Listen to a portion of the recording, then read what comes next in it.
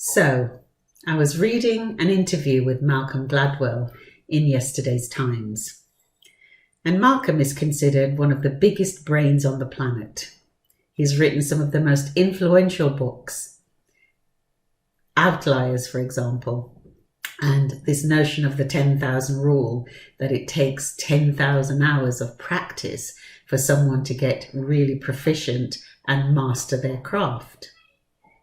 So it strikes me as a little bit audacious for me to be, if you like, critiquing what Malcolm has to say in this article. But you know, we're living in unprecedented times. And there's a saying, if not now, when? And so I've started setting up and started doing these, if you like, sharing my reflections. But let me go back to the Malcolm article. So in this article, Malcolm is asked whether he thinks Covid-19 will have any significant long-term impact or change. And his response is, it's unlikely. And here's the audacious bit. I disagree with Malcolm, the biggest brains on the planet, or one of them. His argument is, we haven't been in lockdown long enough for significant change to be lasting, unlike, say, the Second World War, which lasted 6 years. And I get where Malcolm is coming from, I really do.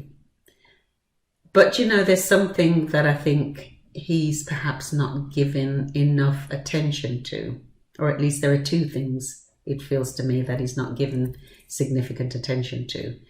And the first one, which I consider the most important, is human beings have evolved now to a point where it feels to me, or it seems to me, we think we are invincible. We've mastered science. We've mastered our bodies so we can create organs and do organ transplantation. We can create clones. We can choose the colour of the eyes of our children. So it strikes me, with that kind of attitude, with that kind of mindset, we've come to assume that we can be in control of everything and anything. Anything that comes our way, we can master.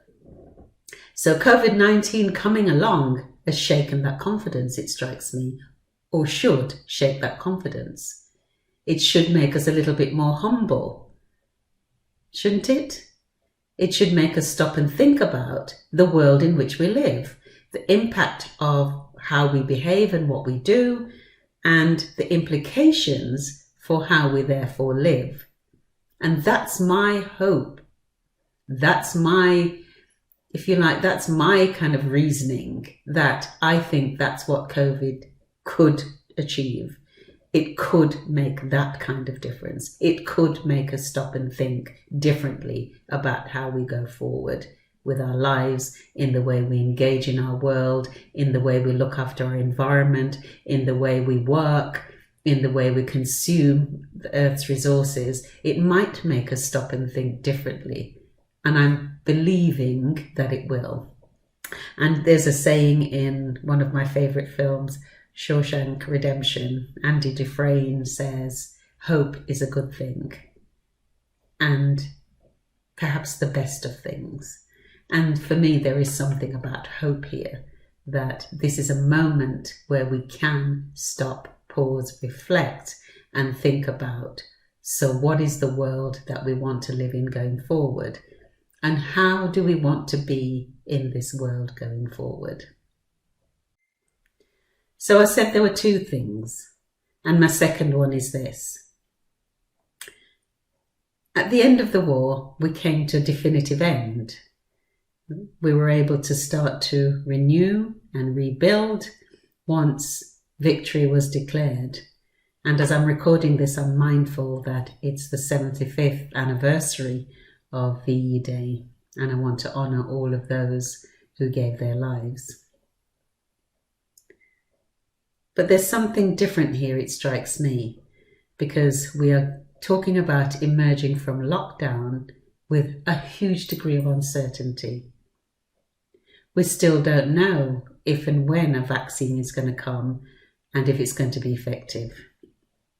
We don't know what the impact of coming out of lockdown will be. We don't know whether contact tracing will work.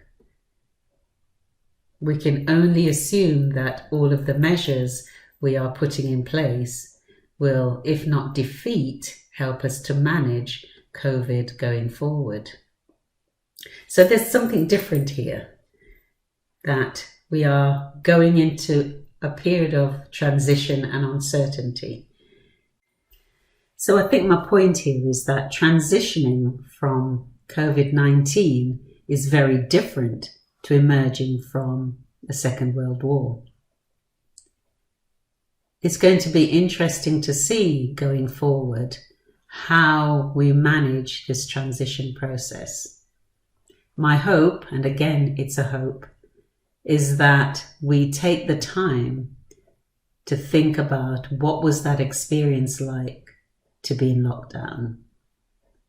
What is it that we gained? What are the things we discovered about ourselves, about the world in which we live? What are the assumptions that we had? What are the things we took for granted and take for granted?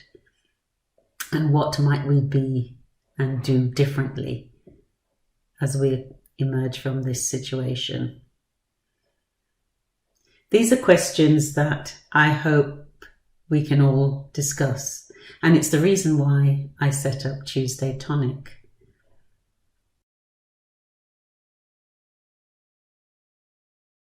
I haven't got definitive answers. What I know is it feels right to be asking questions. If you haven't subscribed already, please subscribe and do come along and share your thoughts and your thinking with some of the things I'm saying. Stay safe. Take care.